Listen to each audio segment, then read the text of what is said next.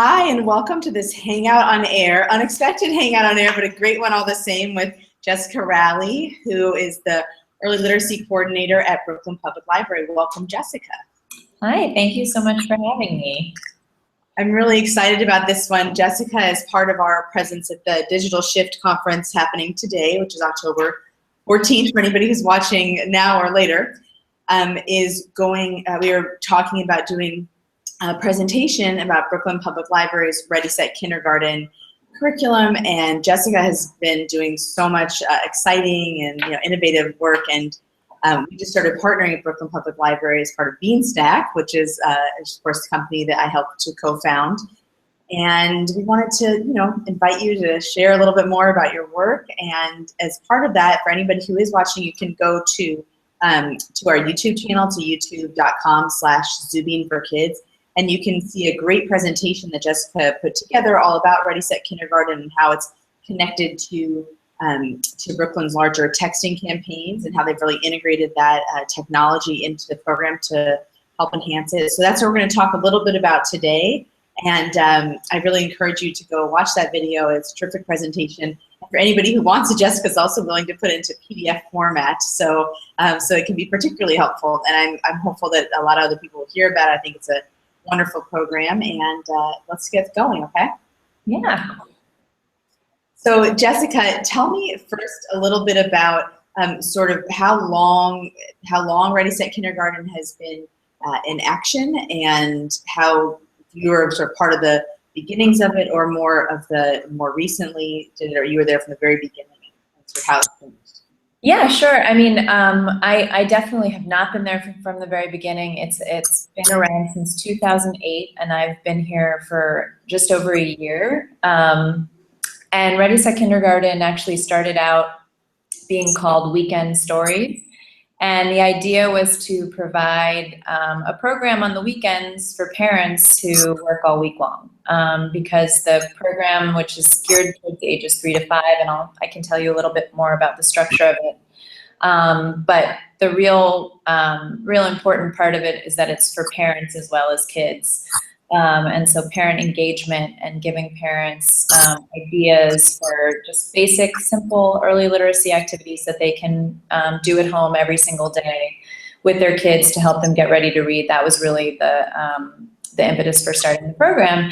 And so they wanted to do it on the weekends, and there's not a lot of children's librarians in the branches on the weekends, and so they decided they needed a grant to fund it. So this program has always been grant funded, and instead of calling it Weekend Stories, which was kind of like suggested a family story time, and this had actually more of like, it had a curriculum and it had a school readiness piece. They rebranded it Ready, Set, Kindergarten, and all of a sudden it got very popular. I think parents, hear kindergarten and they either freak out in a good or a bad way. But mostly they want to help their children get ready for that big milestone. And so, yeah, it's grown and developed since then. It started in 10 branches. We have 60 branches in Brooklyn in our system. And it started at 10, and when I got here, it was in 15, and now it's in 30. So I helped to bring it from 15 to 30, which was really exciting.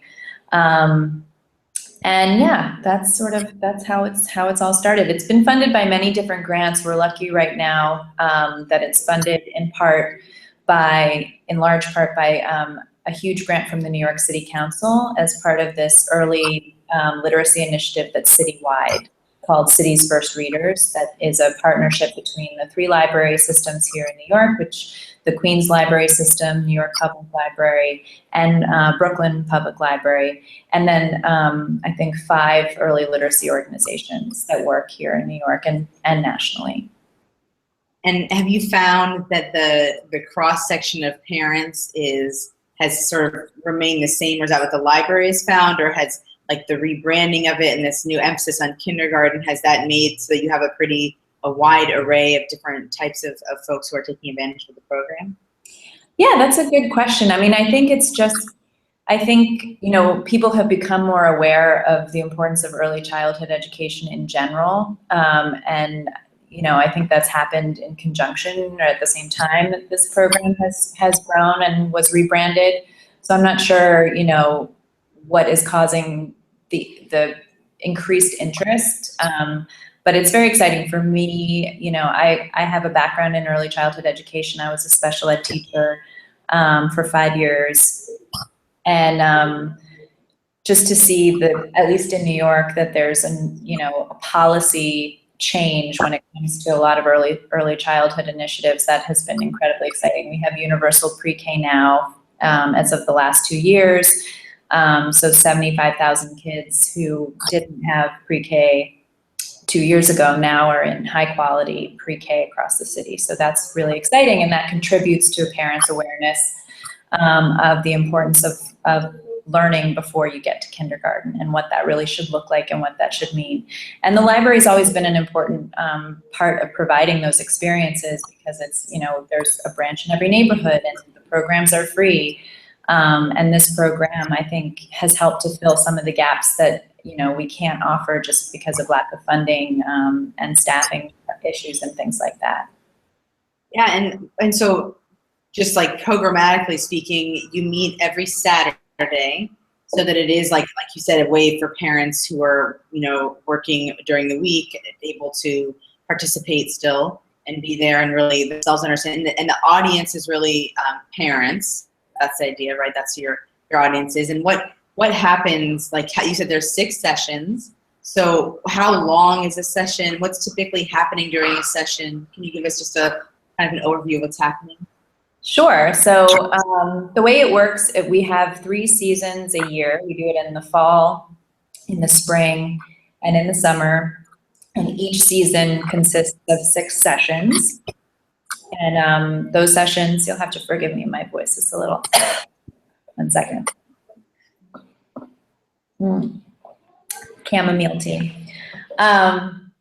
Those sessions are about an hour in length, and we mostly,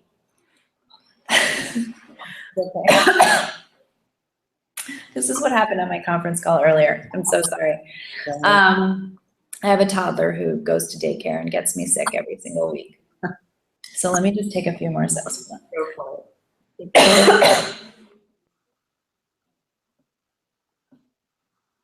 I would do like a song and dance in between. I'm sorry.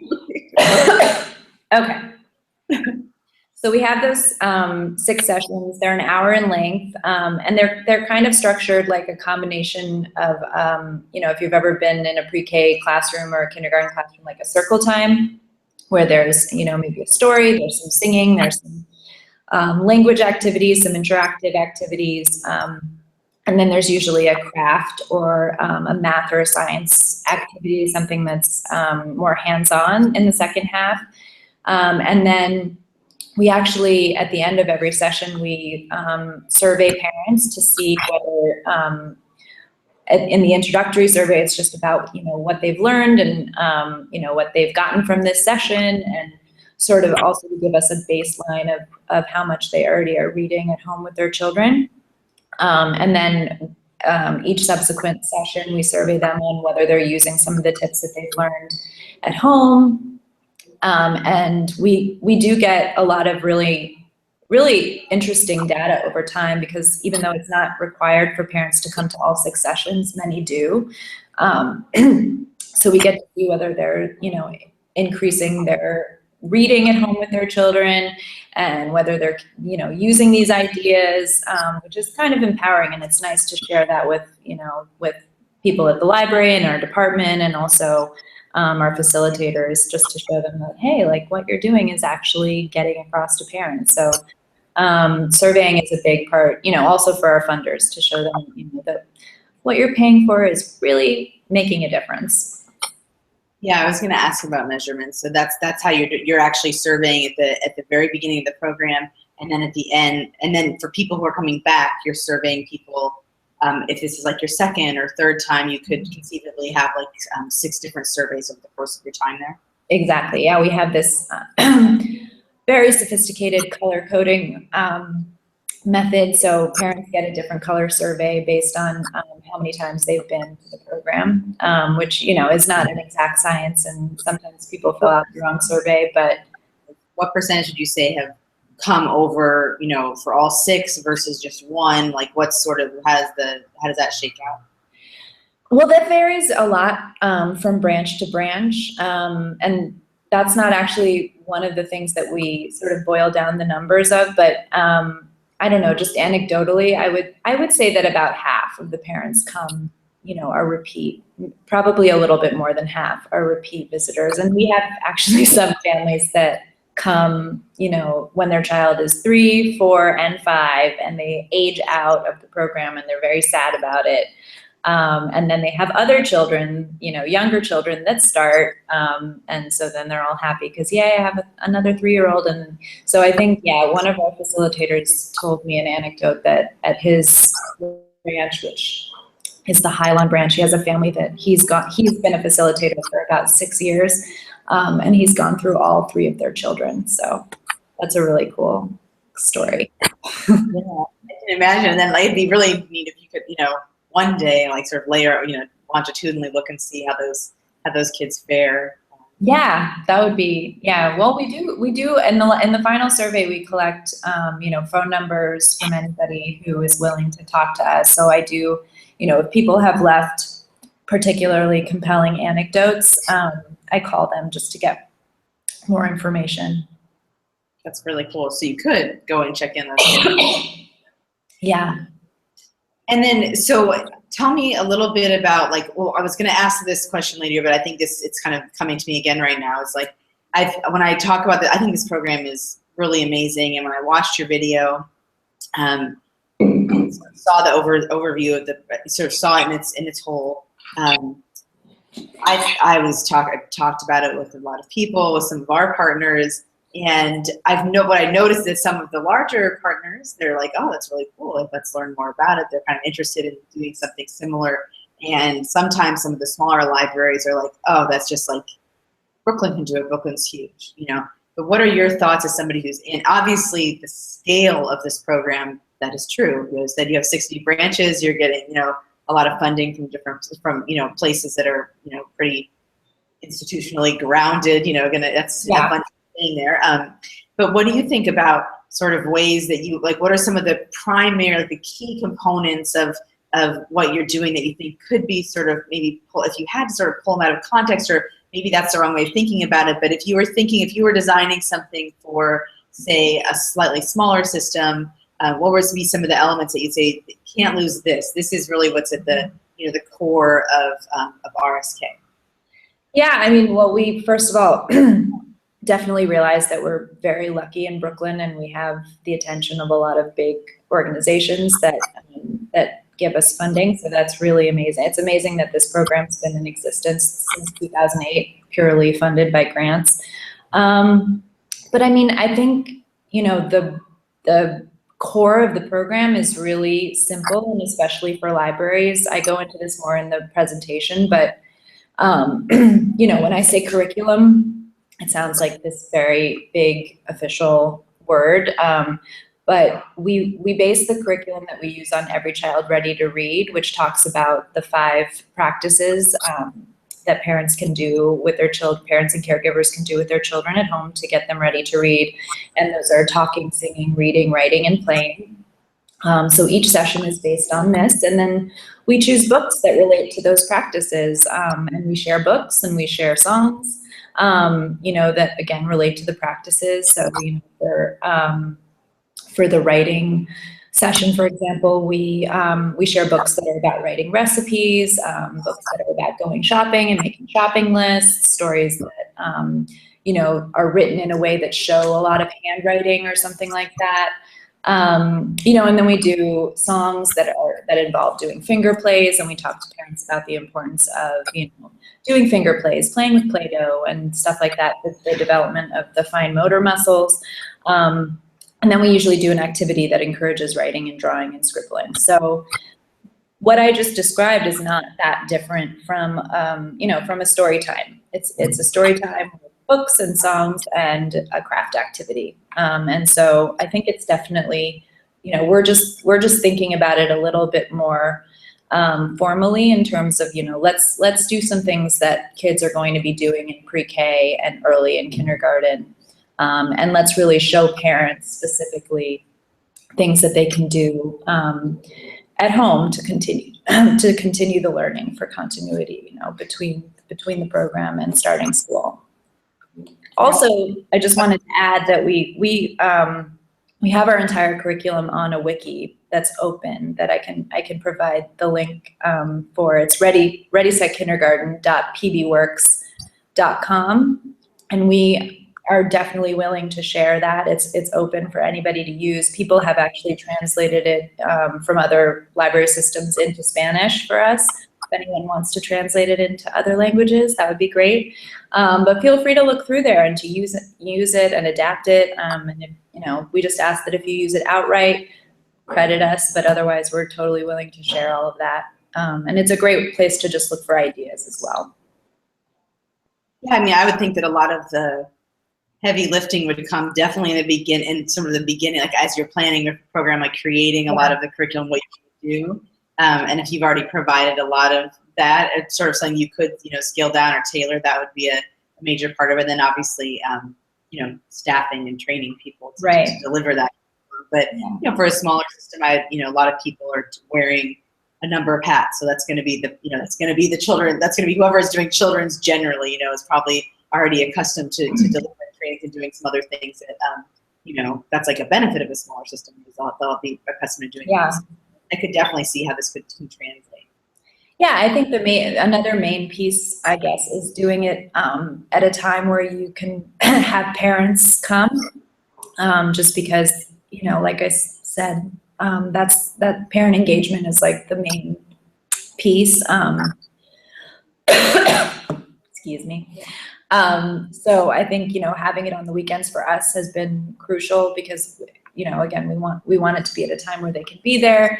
But I think if you're already doing a preschool story time in your library or in your library system, this is really not going to look that much different, except that it has these parent engagement, you know, pieces throughout. So go for it. A little more about parent engagement, one of my favorite topics, and the point of RSK, really. How are you, when we started talking about this, it was really talking about texting and how you've integrated texting and some of the really innovative work that Brooklyn has been doing in general around texting campaigns. Tell us how you integrated texting and sort of what changes you've seen and how families have reacted to making that a part of the curriculum, part of the opting in for families. Well, yeah, so we wanted, you know, we're constantly looking for new ways to reach parents, and all parents, all people respond to information in different ways. And, you know, we hand out a lot of paper. We're a library, we love paper. So at our sessions, we give them a lot of paper. We give them books, we give them song sheets, we give them activity sheets and things like that. But that doesn't work. That never has worked for me as a parent.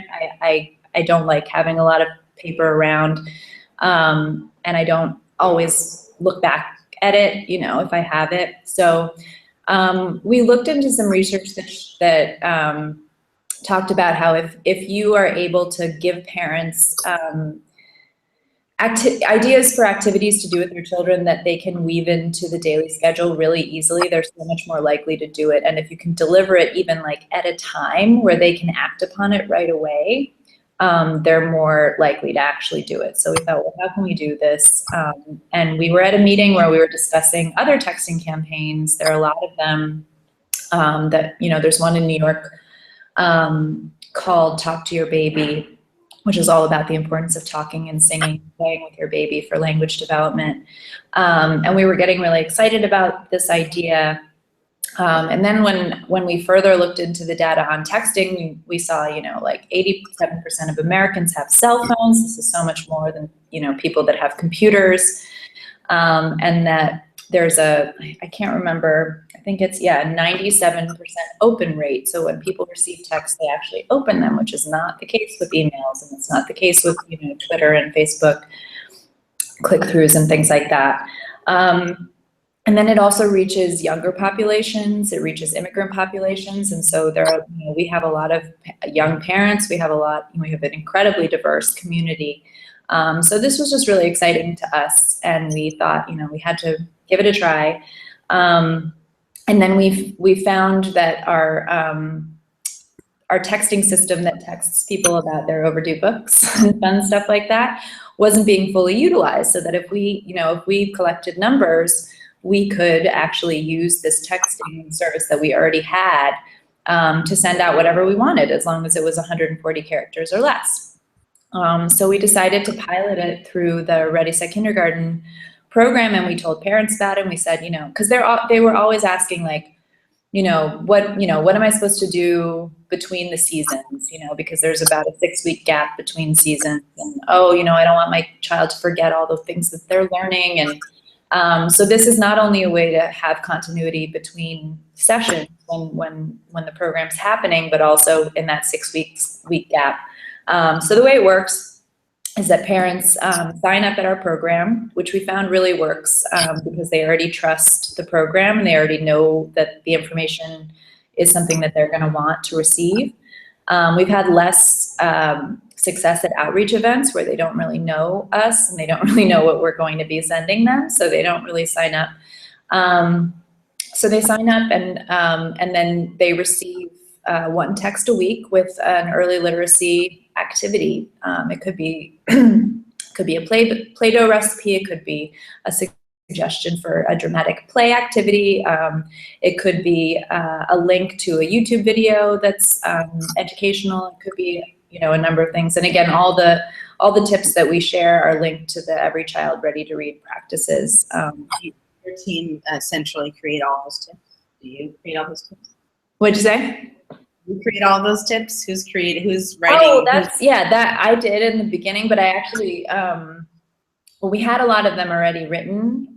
We just had to make them 140 characters to fit into a text. But no, our department, before I got there, created these tip sheets in 7 languages that link to each of the 5 practices, and those are actually on the wiki. And I linked to them in the presentation as well, so everybody's free to utilize those. So we started with those, and then what was really cool is the librarians and facilitators started just sending me ideas. And then I was like, oh, this is great, because this is less work for me, and this is actually what they're saying at the program. So so now I have a formalized way of collecting information from the librarians and the facilitators that are involved with the program, and that's added to this huge list of tips that just gets sent automatically every week.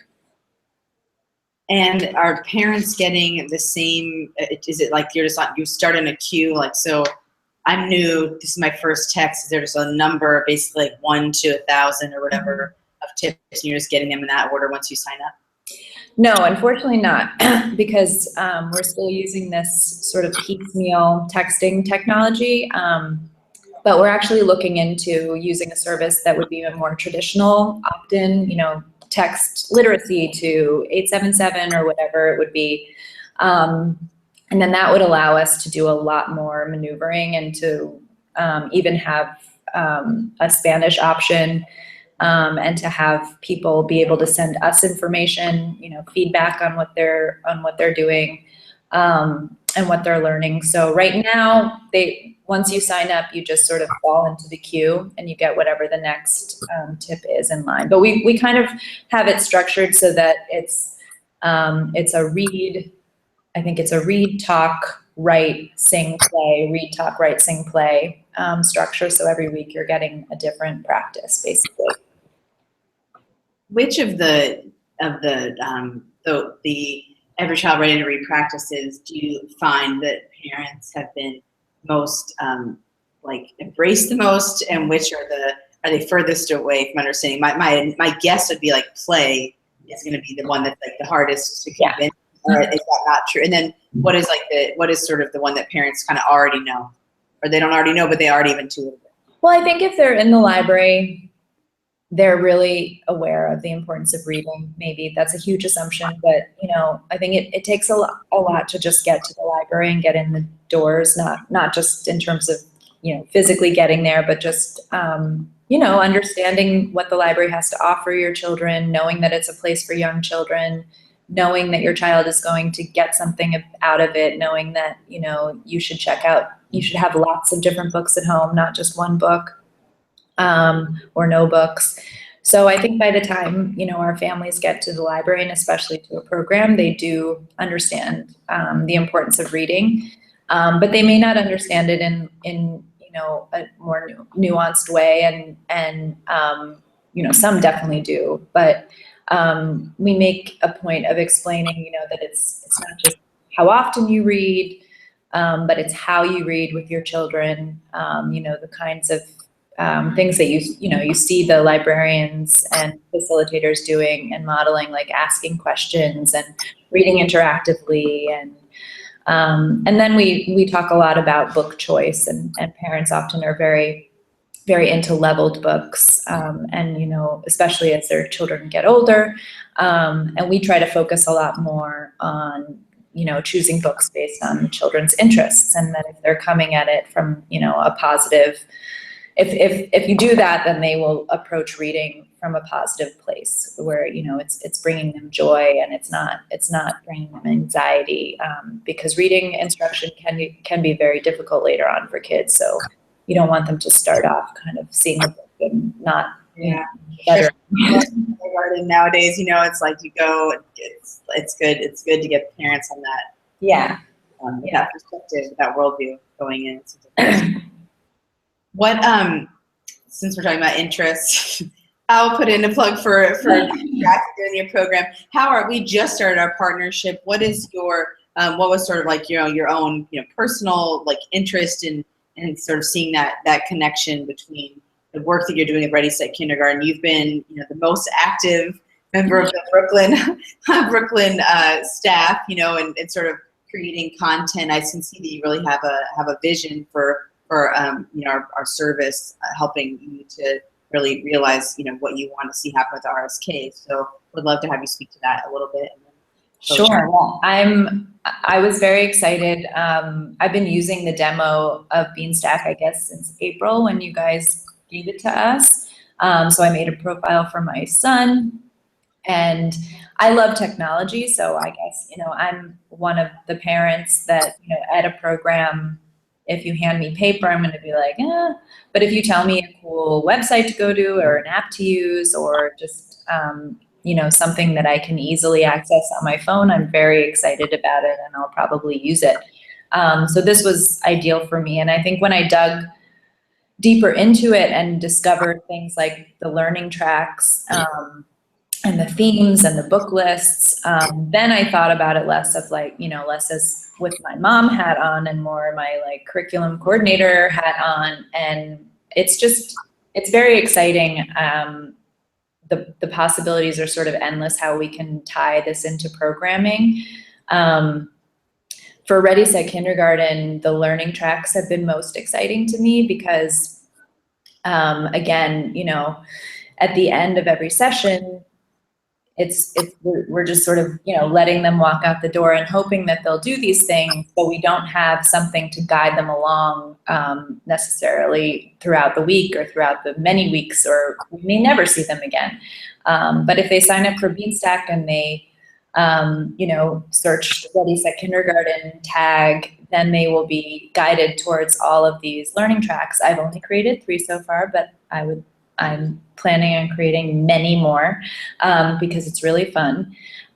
Things that link to our curriculum.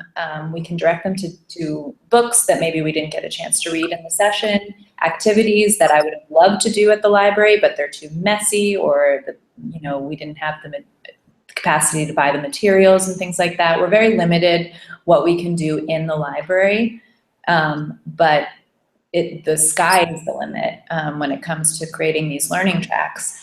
And there's so much amazing content out there, but it's very overwhelming, and I feel like out there on the internet. it's very overwhelming, I think, for a lot of parents to know what is quality and what is worthwhile, and you know, to know what to spend your precious time doing and what apps are appropriate, what, you know, should I be watching YouTube videos with my kid? Like, you know, I think there's a lot of uncertainty. So to have a library and educators curate that, those experiences, I think makes a ton of sense and really excites me. And you know, we're using it right now for Ready Set Kindergarten, but my department, which is first 5 years, we do baby and toddler programming too. And I think parents are even less sure of what to do with babies, for sure. And even, I mean, toddlers, very, it's like hard to get them to do anything for more than 5 minutes, but their brain connections are so active at that age, and even as, you know, as younger babies, that is really the time to be doing these things. So we're excited to link Beanstack to all of our programs eventually. Good. We're excited for that too.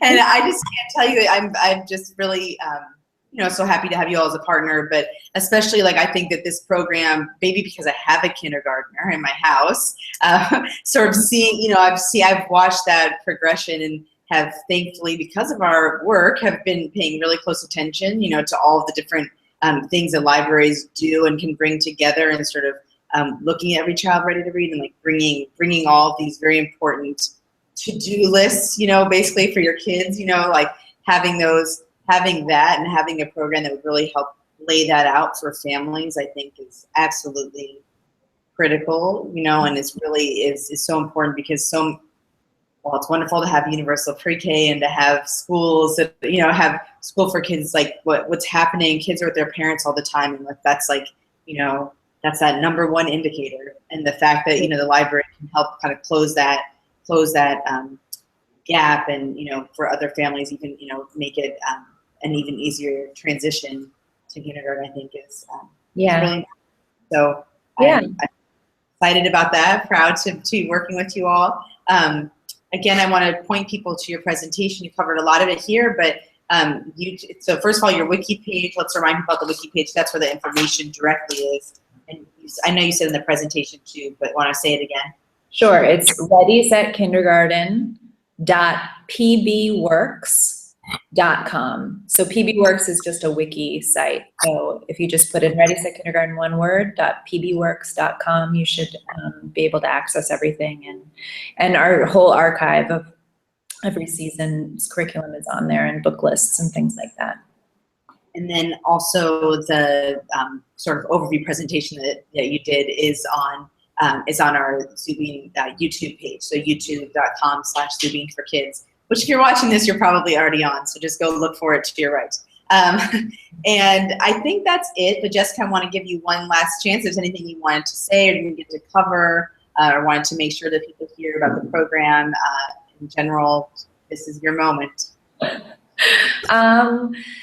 No, I think we kind of covered it all. I had one final thought as you were talking about parents. I think the main thing that we try to get across to parents and get across to our librarians and our facilitators is that, you know, these are it's not just about learning and getting ahead and being ready for kindergarten.